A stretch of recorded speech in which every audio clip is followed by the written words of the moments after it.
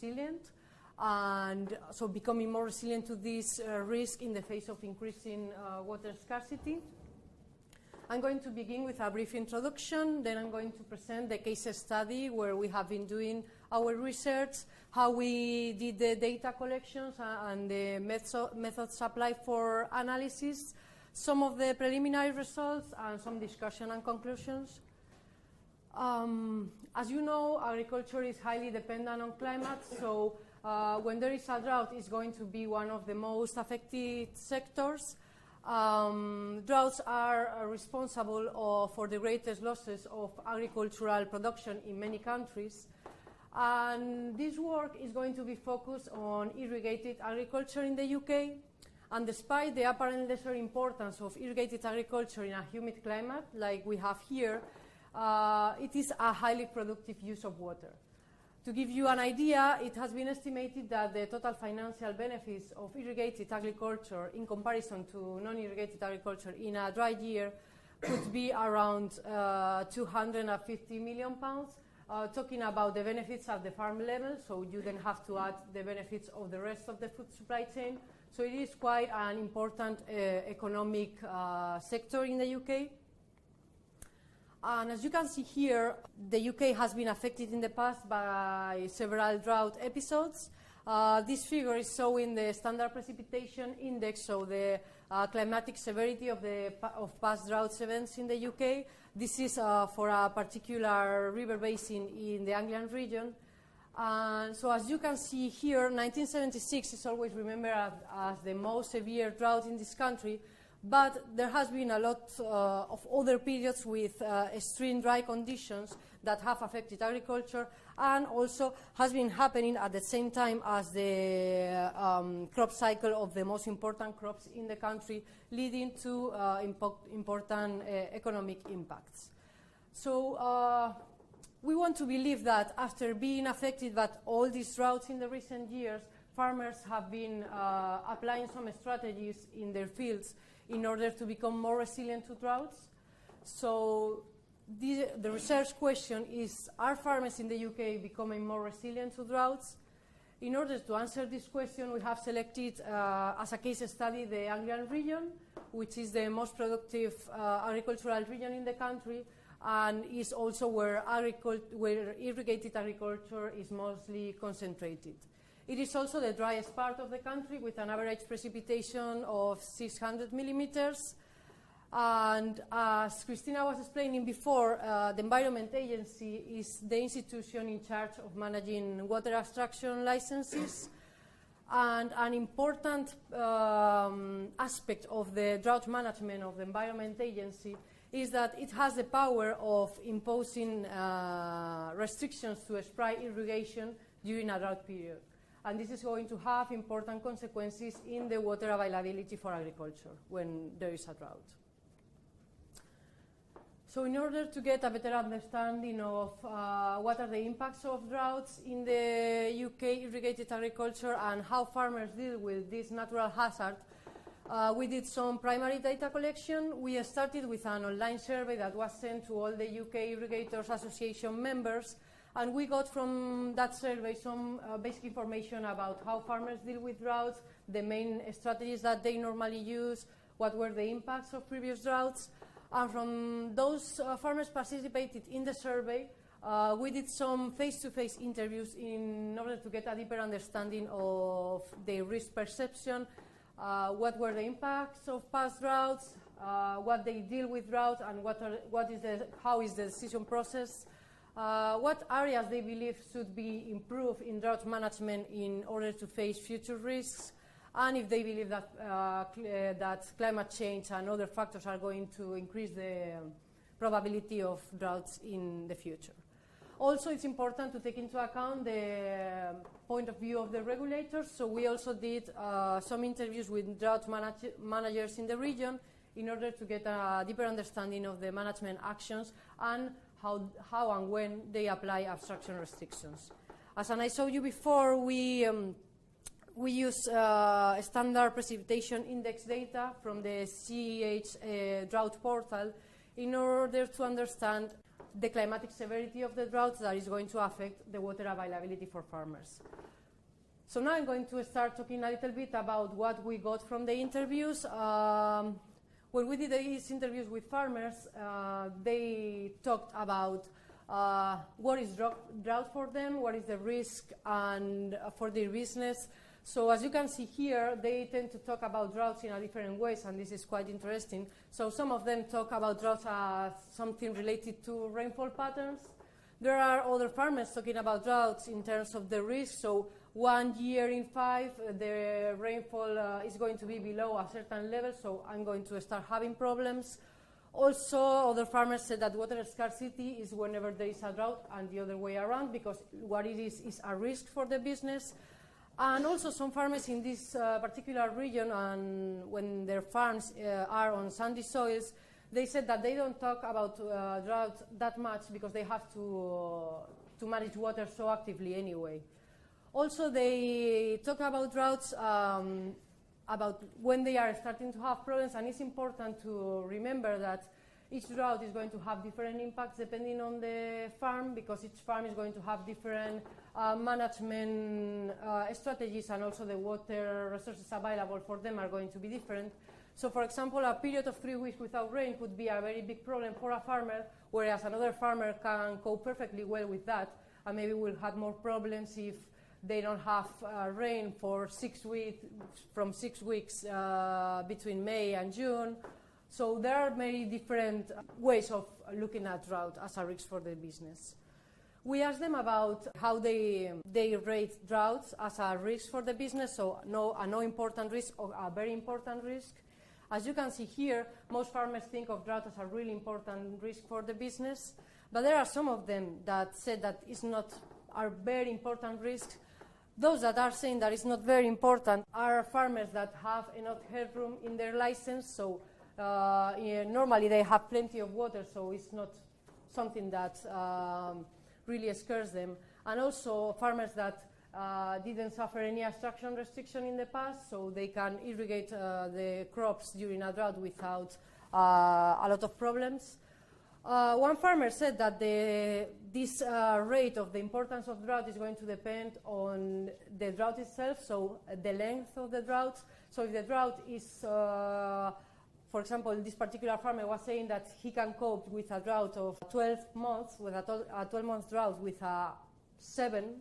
But if the drought continues in time, he can start getting more and more problems, so the rate would be around 10. And we also asked them about if they believe that droughts is going to become a greater risk in the future, and more than 73 of them said that they believe that droughts are becoming more likely in the coming future in the UK. We also asked them about abstraction restrictions, so this graph is showing if they have been impacted by abstraction restrictions in the past.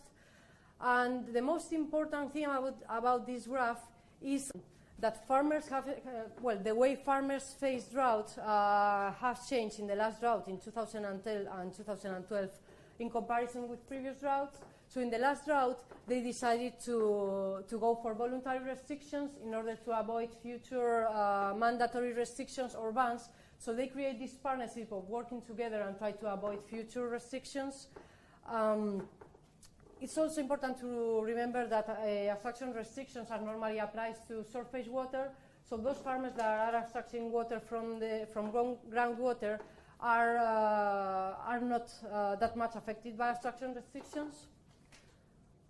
We asked them also about the impact level of past droughts in the region, and as you can see here, there is like a positive trend showing that the level of impact has been decreased over time.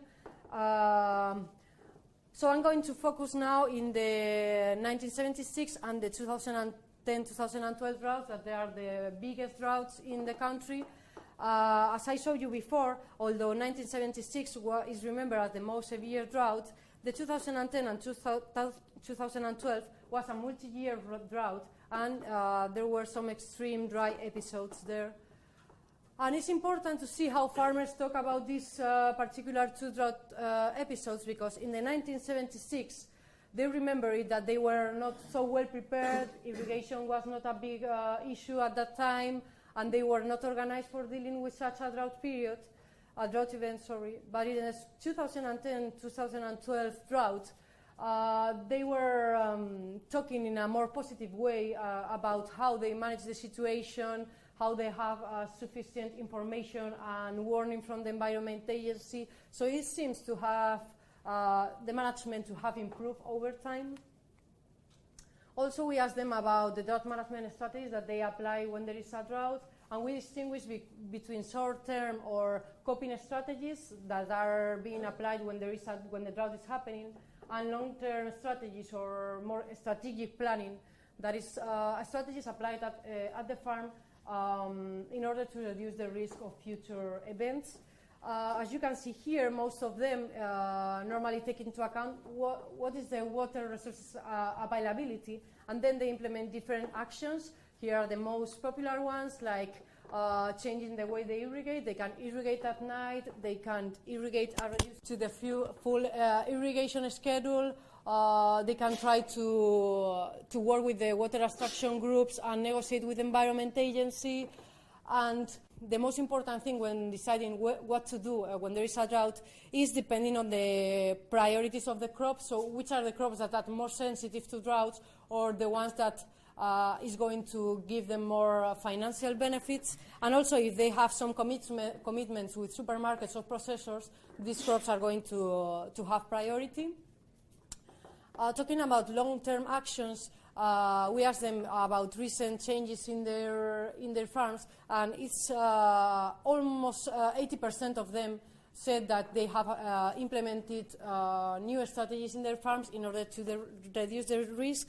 The most important one is investment in alternative water sources to reduce the risk, and this is mostly related to the building of on-farm reservoirs. And there is a recent study from the National Farmers Union in 2 catchments in the Anglian region that shows the importance of on-farm reservoirs for dealing with drought. And here you have the number of respondents in the Lark and the YC basin that has this number of reservoirs. And as you can see here, it's very frequent in that region to have reservoirs, even more than 1 or 2. So this is a very important strategy that is being applied, although it's a very expensive management action, so maybe not all farmers can afford to build an on-farm reservoir. As I said before, it's important to know the point of view of the regulator. So it's good to know that farmers are seeing that the Environment Agency in this particular region it changed the way they manage drought, so now they are more proactive. As soon as they see that drought is starting and problems are happening, they are meeting with farmers or farmer representatives and trying to see what are their problems and how they can help. They are giving more information and more engagement. Also, as Christina mentioned, there is drought management plans that should be in place in all the river basins with the main management actions and the triggers for that. Also, the Environment Agency, when there is a drought, starts and set a national drought group in order to discuss the main actions that they are going to apply. And within this national drought group, there is a particular section related to the agricultural sector. Also, we asked the drought managers about how they apply abstraction restrictions and what are the triggers, because although in the drought management plans there are some information about this, it's not always easy to see if there are specific triggers or how they make those decisions. But farmers know that when the river flows are low, they are going to have restrictions. And so, yeah, these are some examples of what they say during the interviews to show that they see that the Environment Agency is becoming better in the way they manage droughts in this region. But also they said that maybe this is something specific from the Anglian region, and maybe farmers in another regions are not that happy with the way the Environment Agency is managing droughts. And I want to end the results section with this figure that is showing how important it is to have an integrated management of droughts. Because it's not important what is happening only at the farm level, but also how farmers get together and for example, in water abstraction groups in order to negotiate with the regulator, and how the regulator give information to them and try to engage with farmers. And this scheme is not only important for the UK, but also for other countries facing similar drought problems. So irrigated agriculture has made many changes in the past decades in order to become more efficient, more coordinated, and more resilient to droughts. However, there are still some things that farmers think that need to be improved. For example, a more collaborative management of water resources. They believe that the farming sector should have a more central role in water resources management. Also, they would like to have better forecasting of water availability and restrictions in order to plan for the cropping season. More flexibility in the way water can be accessed, and some of them talk about water trading. That is something that is not happening now because of the barriers to trade. Also, regarding Section 57, they believe that the impacts of droughts should be shared across sectors, so not only the agricultural sector should be the one restricted when there is a drought. And also, these restrictions are related to the environmental impacts of droughts, but they claim that there is no real evidence of the actual environmental impacts of abstraction, so they would like to know more about it. So to conclude, I saw you droughts have severely impacted irrigated agriculture in the UK, but it seems that the level of impacts had decreased over time. Irrigators in the Anglia region seem to have been adapted their business, and they are willing to continue with this adaptation in order to reduce risks in the future. We have seen some collective action, so a lot of water abstraction groups were created after some of the drought episodes in this region, and some of them talk about them as the main the main group that they go when there is a drought in order to get information, to see what they can do, what are the options. The regulator has adopted and improved drought management. They are now more engaged with farmers, so that is good.